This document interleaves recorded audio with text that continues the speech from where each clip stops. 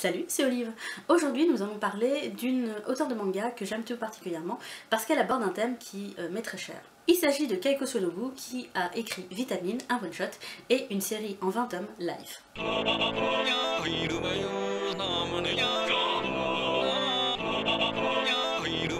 Il faut savoir que Keiko Sonobu s'est très vite démarquée avec un thème qu'elle a abordé, qui est le thème du harcèlement scolaire, qu'elle a abordé de manière très crue et très violente dans son one-shot, Vitamine, et qu'elle a tout aussi abordé de manière très crue, très violente et de plus en plus horrifiante, je ne sais pas si ça se dit, mais moi je le dis, dans sa série Life. On commence avec Vitamine, c'est l'histoire d'une collégienne, Sawako, qui pour le coup n'a rien d'une victime.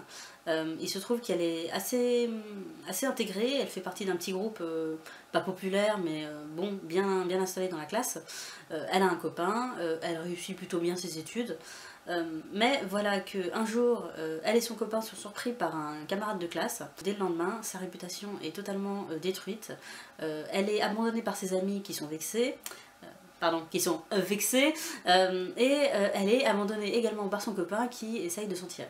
Donc à partir de là, ça ne va plus, les garçons se moquent d'elle, les filles lui font subir des sévices, et Sawako est tellement bouleversée, tellement mal dans sa peau qu'elle en tombe malade et elle ne peut plus aller au collège en fait. C'est physiquement impossible pour elle de traverser la porte et de quitter sa maison pour se rendre en cours. Et contre toute attente, Sawako va finalement trouver quelque chose qui va l'aider à surmonter tout ça et à se relever. Je ne vais pas vous dire ce que c'est, parce que ça gâche un peu la surprise, mais ça m'a particulièrement touchée parce que ça a fait résonner quelque chose en moi, cette force, cette volonté, ce courage qu'elle a. Ça m'a bien plu parce que j'ai trouvé que c'était quelque chose de très puissant en fait. Donc pourquoi c'est intéressant? C'est intéressant parce que ça aborde le thème du harcèlement scolaire de manière crue, de manière violente et de manière réaliste.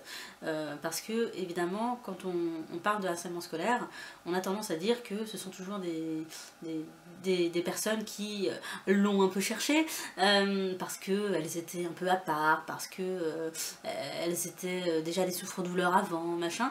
Et là on a Sawako qui n'a rien de tout ça, qui n'était pas non plus populaire, mais qui vraiment était intégrée, qui n'avait rien qui laissait présager qu'elle allait devenir une victime, et qui finalement l'est devenue malgré elle. On a une vision très réaliste du harcèlement scolaire, on a les professeurs qui essayent d'aider en donnant des conseils plus ou moins nuls, on a les parents qui sont dépassés par cet événement, et on a toute la souffrance de l'élève qui a peur de ses camarades et qui cherche malgré tout à se relever, que bah non, elle n'est pas une victime et qu'elle s'assume totalement, veut vivre sa vie et donc qu'elle le fera malgré eux. J'ai aimé le personnage de Sawako qui n'a pas confiance en elle malgré sa vie plutôt parfaite au début, qui va retrouver la force de s'imposer aux autres et surtout de s'imposer notamment à ses harceleurs, mais s'imposer à sa mère, puisque sa mère aimerait qu'elle fasse de grandes études et elle a un peu de mal à comprendre sa fille qui a trouvé ce truc et qui s'en fout un peu des études. Ça m'a parlé parce que on n'a pas toujours envie de faire ce que les parents veulent et de temps en temps c'est bien de dialoguer avec ses parents. Le dialogue mère-fille m'a beaucoup plu parce que il était touchant, il était émouvant et il était timide. On sent à la fin en tout cas que le dialogue est devenu plus clair. Je voulais juste dire un truc par rapport au dessin. C'est le premier one-shot de Keiko Sonobu, si je me trompe pas, en tout cas c'est le premier en France qui est sorti. Je sais pas si elle avait sorti d'autres one-shots avant, mais le dessin est très bon dès ce one-shot, et évidemment il ne fait que s'améliorer dans Life. En parlant de Life, c'est un manga très dur parce qu'il aborde le thème du harcèlement scolaire, mais il aborde aussi le thème de la scarification, de l'isolement et de l'agression sexuelle. Donc c'est pas un manga à mettre entre toutes les mains, évidemment. C'est un manga qui tord le ventre, qui fait du mal à l'héroïne qui s'appelle Ayumu, et au lecteur. Donc de quoi ça va parler? Alors je vais être un peu longue dans le résumé parce qu'il faut bien comprendre ce qui se passe, mais Ayumu est une collégienne qui, avec sa meilleure amie, veut rentrer dans un lycée particulier. Et donc elles vont passer le concours d'entrée. Sauf que malheureusement, Ayumu va réussir le concours et pas sa meilleure amie. Et celle-ci est devenue d'un coup folle furieuse et lui sort tous ses défauts, toutes ses 4 vérités. Pour se faire pardonner en quelque sorte, Ayumu va commencer à se scarifier, faire sortir toute cette tristesse qu'elle a en elle, et pour en quelque sorte essayer de comprendre sa meilleure amie qui lui en veut tellement. Donc Ayumu, qui était plutôt bien intégrée, va une fois au lycée être totalement éteinte et ne pas oser parler aux autres. Mais là, les choses s'améliorent parce que Ayumu va devenir amie avec une fille populaire. Et là, ça change la donne parce que elle est plus ou moins protégée par cette fille qui, évidemment, en tant que fille populaire de la classe et du lycée, a un peu son mot à dire. Mais évidemment, vous vous en doutez, les choses se corsent. Donc là, je vous ai un peu résumé le premier tome. Donc je n'en dis pas plus. Je ne vous explique pas pourquoi Ayumu va finir en souffre-douleur de sa classe. Donc là, dans ce manga, c'est encore plus vicieux que dans Vitamine, parce que on sent que les choses vont mal tourner, on sent que Ayumu va devenir le souffre-douleur de sa classe. On voit les choses arriver, mais on peut rien faire. Et c'est tout un amalgame de petites choses qui arrivent à Ayumu qui sont pas très agréables, qui fait que tout d'un coup ça va exploser et ça va devenir un véritable enfer pour Ayumu. D'autant plus que là, c'est différent. J'ai dit qu'elle était souffre-douleur de sa classe. Il se trouve que les élèves de sa classe ne vont pas vraiment l'aider. Ils vont assister à son calvaire par un groupe de filles en particulier. Voilà, c'est la petite différence entre cet harcèlement-là et celui de Vitamine. Mais alors pourquoi c'est un bon manga? C'est un bon manga parce qu'encore une fois, Keiko Sonobu aborde le thème du harcèlement scolaire de manière très réaliste.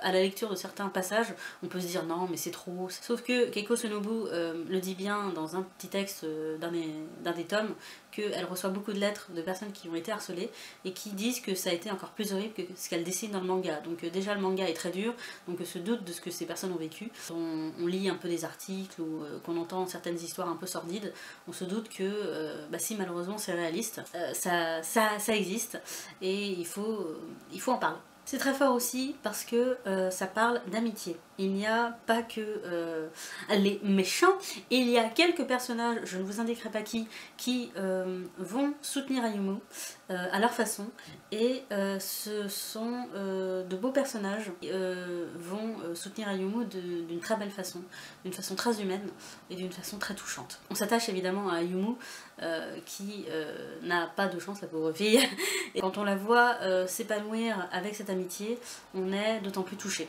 On est d'autant plus touché qu'Ayumu, malgré ses problèmes, dès le départ, elle essaye de s'en tirer. Et elle essaye de s'en tirer, mais de la mauvaise manière. Quand elle essaye de s'en tirer, malheureusement, personne ne l'écoute.